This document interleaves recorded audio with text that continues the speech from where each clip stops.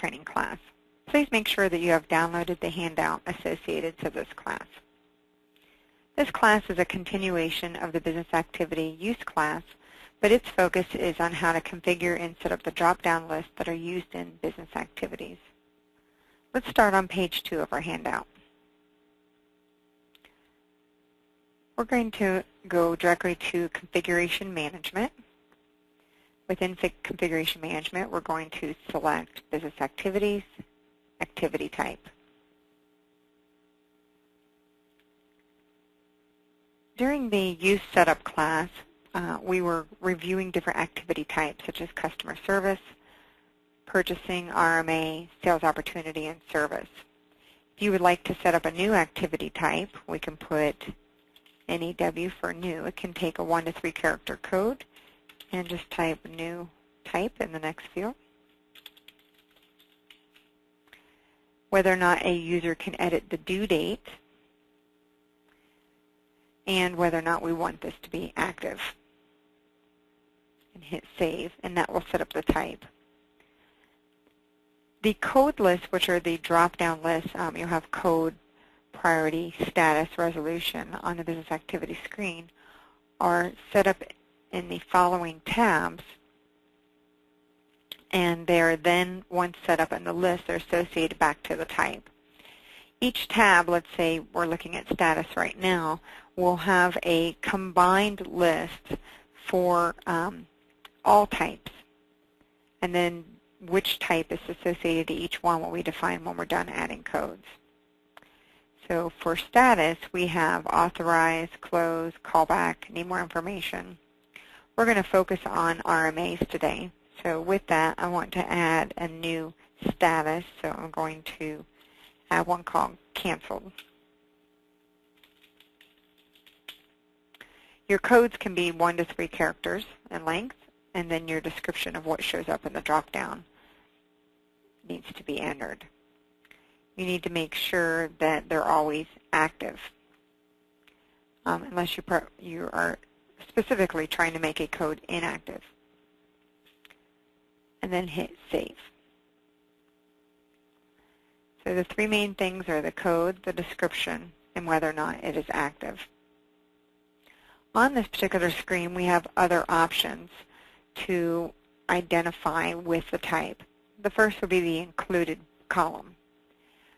I need to identify if an RMA is going to have the certain status codes to be included in its drop-down. An RMA is authorized, so it is included. It's checked off as included. An RMA will have a closed status, so it is checked off to be included.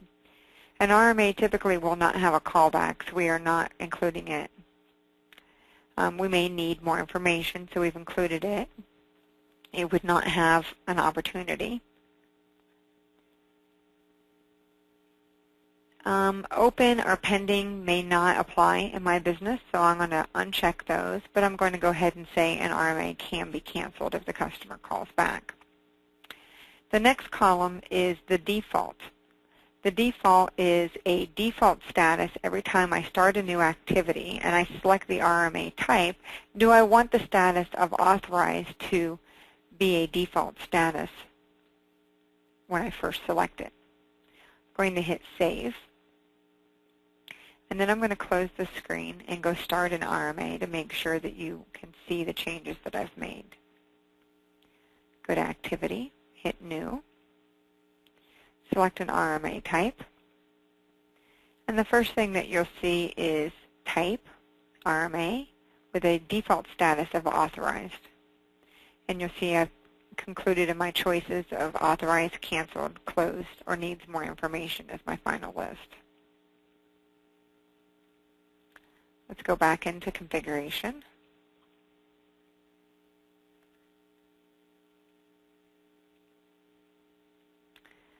And let's review sales opportunity. You should see that when I choose sales opportunity at the top list, that they have different options that are checked as included. Closed, call back, no opportunity, pending, and will call back are the items that are checked in the included. Customer service may have a different list.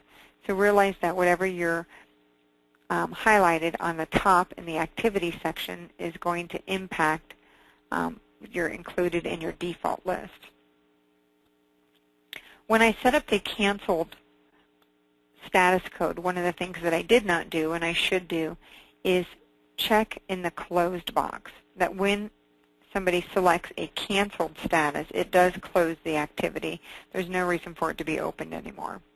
So we do have a closed status on a canceled, no opportunity, and closed status description. The icon and on toolbar are only used in our scheduling module. So if you did not purchase that module, then you can cross those off. We will teach that when we're working through scheduling. The send message allows the system to send a message to a user that is changing an activity for the status of somebody else.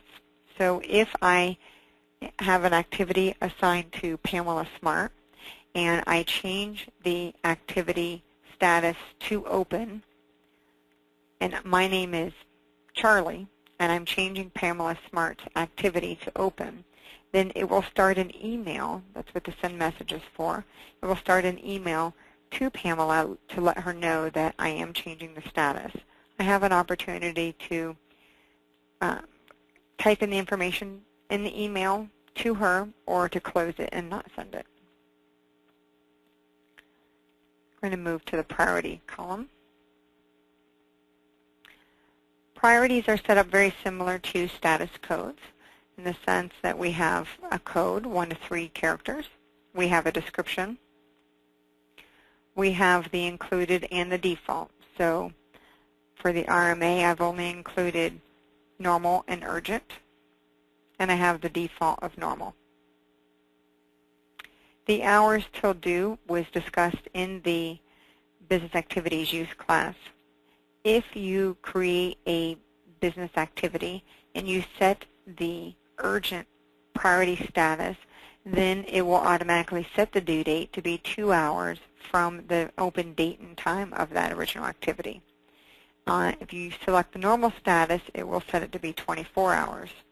At our convenience, could be empty, or we can put in 36 hours if we'd like. So you're setting the number of hours. This can be left blank if it doesn't apply. You'll make sure you have everything active, as long as you're using it as a current code.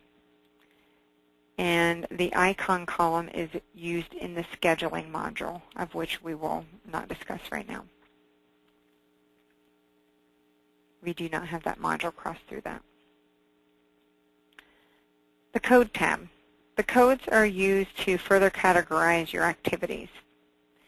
We have similar setup. We have 1 to 3 character code with a description, whether or not they're active, the included in default. So let's set up a couple new codes just to make sure we understand. For an RMA, I would like to have a code for damaged in shipment to make it active. And then I would also like to have one for size, incorrect size. I'm highlighted on the RMA. Choose my damaged in shipment, incorrect size, and I recommend that you hit save after you make your selections for your checkboxes before moving on to other screens. So now that I have my RMA highlighted above, I should have in my drop-down delivery issue, quality issue, damaged in shipment, and incorrect size, with a quality issue as a default. I personally don't think that we should default quality issue for RMAs. Hopefully we don't have those type of problems. So we might leave that as no default, so we could select it as we're setting up a new activity for an return merchandise. The resolution codes work the same way. Let's add a couple new resolution codes for an RMA.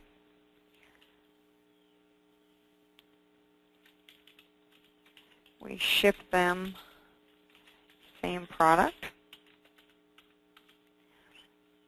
We ship them a new product.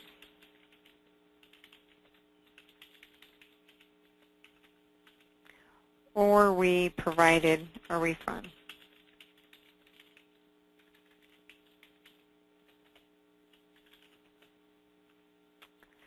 And we will put these three as an option for resolution on the RMA and uncheck the satisfactory, unsatisfactory with no default.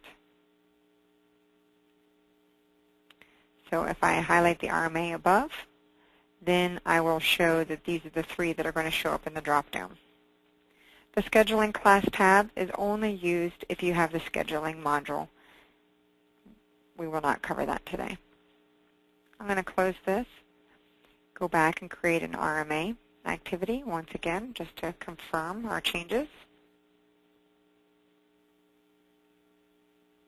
We have no default for code, but we have options. It's defaulted to authorized, but we can change that. The priority statuses are the same. This showed that the urgent can control the due date to be in 2 hours, or you can change that if you'd like, set the change the due date or time. And then the options for the resolution when we complete the business activity. I'm going to close this window, and we're going to go back into configuration and move on to page 3 of our handout.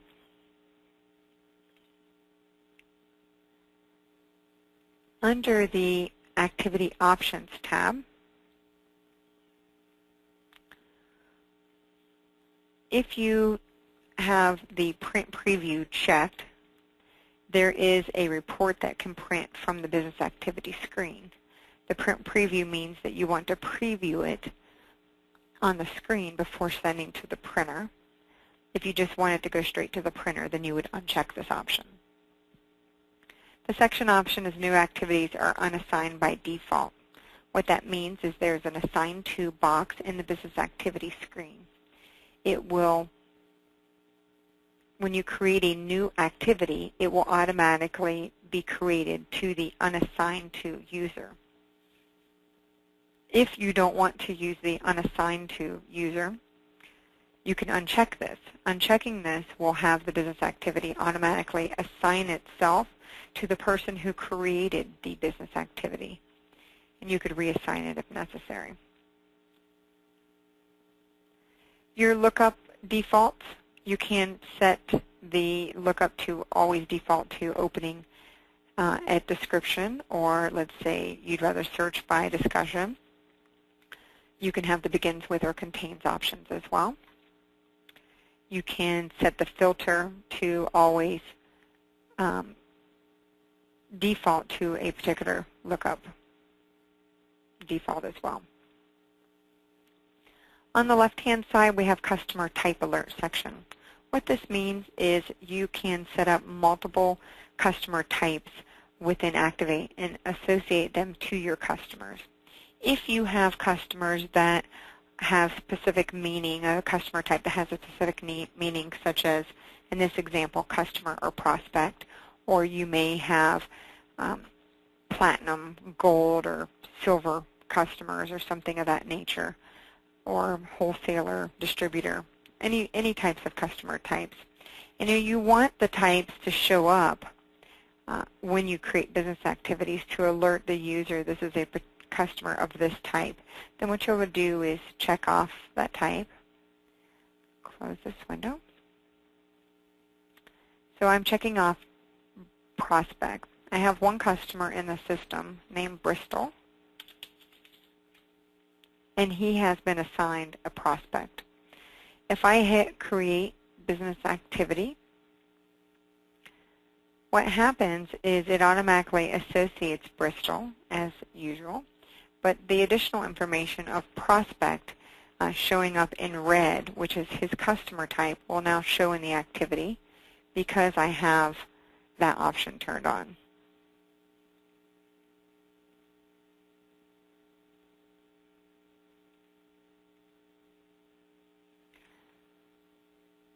Lastly, on the options screen, we have log changes. We demonstrated this in the activities use class where there is a log tab, the 5th tab on the business activity screen, and it allowed us to see if there was a change in the status and who made the change and on what date and time, if there was a change in the resolution code. These checkboxes here will allow us to define what we want to log, what changes we want to log.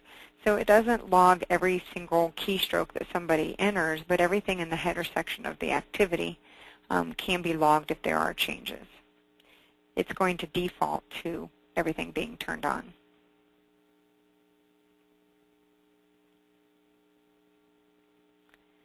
The external links are used in business activities to be able to connect to an external URL or possibly a network path where you can point to the actual link. You could set up the link here so it will know that if you're using one of these external links, then you put in the value that it's looking for. In our demo company, we have 3 different types of external links set up: Amazon Product, Google Map, and Google Search. Let me show you those off of our business activity screen.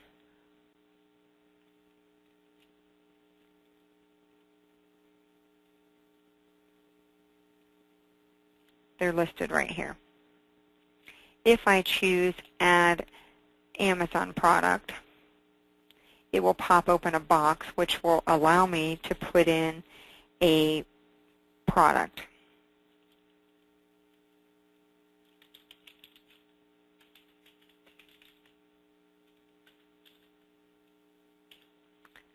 And hit OK. What happens is if I double-click on this product page, it will now go out to the Amazon website, and it will try to locate Toshiba notebook. I have a bad link. I apologize for that.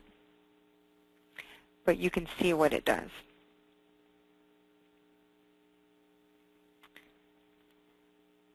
If I go into configuration, you can see that this is set up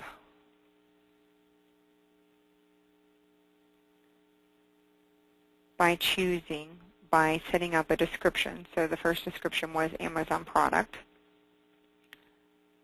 The icon column is to allow me to associate a picture with the drop-down list on the business activity related item tab. So icon number 17, which is this one, represented my Amazon product. The prompt was when the box popped open, and it showed me Amazon Product ID. The display template is the information that showed on the left-hand side once I've completed the box. The link template was where I apparently had a bad link, and so this is where it's going to point to. The value that I typed in the box is going to be inserted into this key field to test the Amazon link. I also have one for Google Map and a Google Search.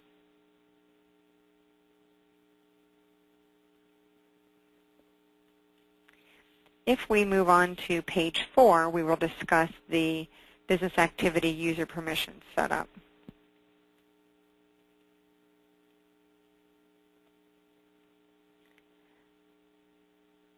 If you click on a user, then you will see on the right-hand side that you have an opportunity to enter an email address. So this is a return email address. And you can also enter an email signature. These 2 pieces of information are used in the emails for business activities.